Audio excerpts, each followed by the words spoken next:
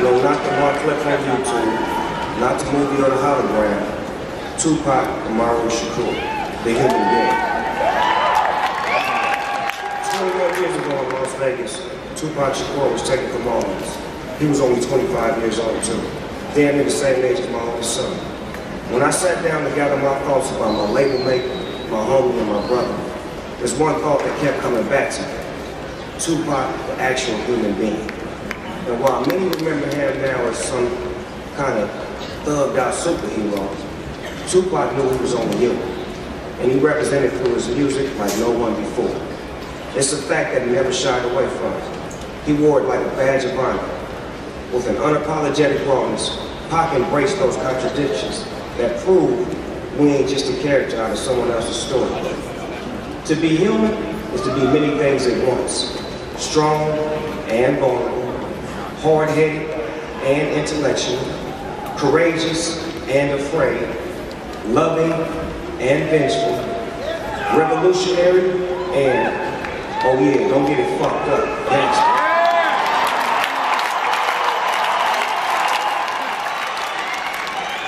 So, while we may be here today to celebrate one of music's most prolific and outspoken artists, as he's rightfully enshrined amongst the greatest musicians to ever do it, I'm here to make sure that Pac is remembered the way he would have wanted to be. A strong black man that stood for his.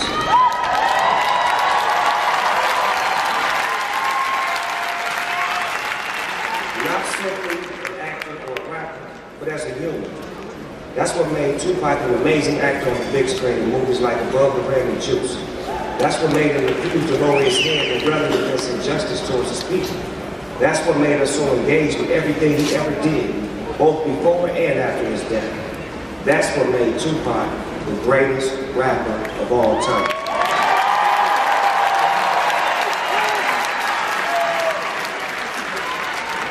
But to me, Tupac was first and foremost the homeboy. We shared a whole lot in common. In a way, our journey started together. We were both born in the same year, 1971. He released his first single track from his scorching first album, Tupac Is Now, in late 1991. Not even a year later, I would make my debut alongside Dr. Dre on the song Tupac. I finally got a chance to meet Pac in 1993 at a rap party for Boy and Justice in LA.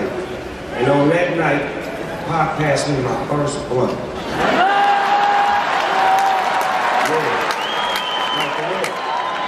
That's right, Tupac is the one that got Snoop Dogg smoking blunts. You see, I was a zigzag man before that shit. And we became very good friends quickly thereafter. And then, in 1995, I told Suge Knight, I said, Suge, get Pac out of prison, have him come join our team at Death Row Records, you know, the most unfuckable record label of all time. And our friendship there was like player to player. He never had a team before. It was always just him. Now with us, it was like he joined the Showtime Lakers. Dre was the coach, Suge was the owner, and me and Pac, we were the stars on the court making history with every new song.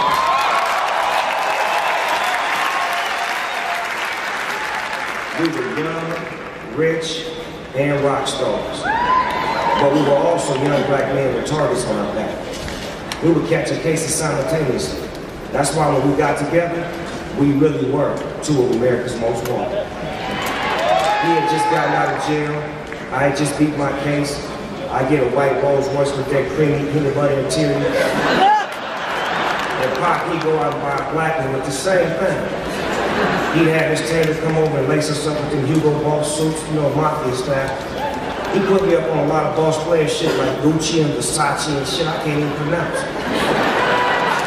I got me a penthouse suite on Wilshire, and 2 weeks later, Pac got the one right across the hall from me. Neighbors, you dig? We had no peers beside one another, just two black boys struggling to become men. I never shared this story before, but it really speaks to our journey. I had just beaten my case and Suge had taken us to South America to get away from all the drama. And me and Pac was parasailing. You heard right. Snoop Dogg and Tupac parasailing together with Suge Knight riding the boat.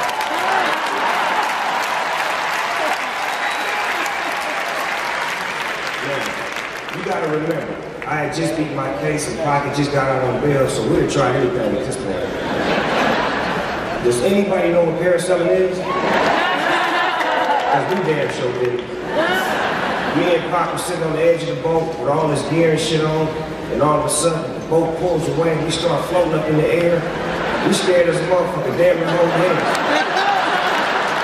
And Sugar Gas kept dropping the lever and slamming us into the water like boom. I don't know what was in there. It could have been sharks, octopuses, or whatever. And I was like, Lord, it was crazy because not only did we think we were on top of the world at that time, we actually were on top of the world. Floating around in the sky, then all of a sudden Papa started telling me about some movie idea he had, about me being the main star. He was saying some shit I wasn't paying attention because I was like, we too high in the sky, we need to get in. I mean, the shit he was saying to me in that moment was different though. He seen me as an actor. He saw more potential in me than I saw in myself. And it's funny because after he passed away, I started getting a lot of movie roles. And I always felt that Pop was looking out for his nigga, even after he was gone.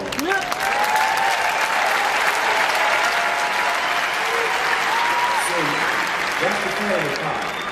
When he loves hard.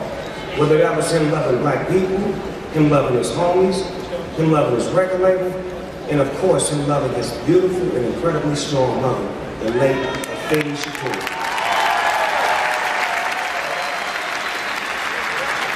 Memories of Miss Shakur are embedded in my mind. Right after I heard Tupac got shot, I immediately flew to Vegas, and I walked in the room and I seen him laid out on the bed with all kind of tools and shit in him, and I was so weak, I damn near fell over. And his mom came over to me, and she grabbed me, she held me up, and she said, baby, you got to be strong. And I went and sat next to him, and was whispering to him, telling him I love him, and to hold on, and he was going to be okay. And even in that moment, his mom was thinking more about me than herself, and showing me how to love strong. I mean, it was amazing that his mama was so strong and loved so hard.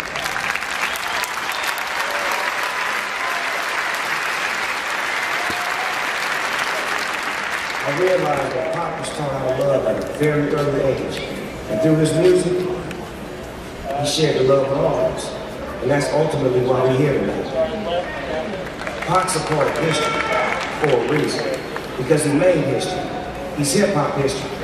He's American history. And just like in school, the more research that you do on history, the more information that you have. So do your research and see the movie All Eyes on Me. He was much more than you probably think. We're not talking about Pac the rapper, we're not talking about Tupac the actor, I'm talking about Tupac the human being. So with that said, we'd all like to officially welcome Tupac Shakur to the Rock and Roll Hall of Fame.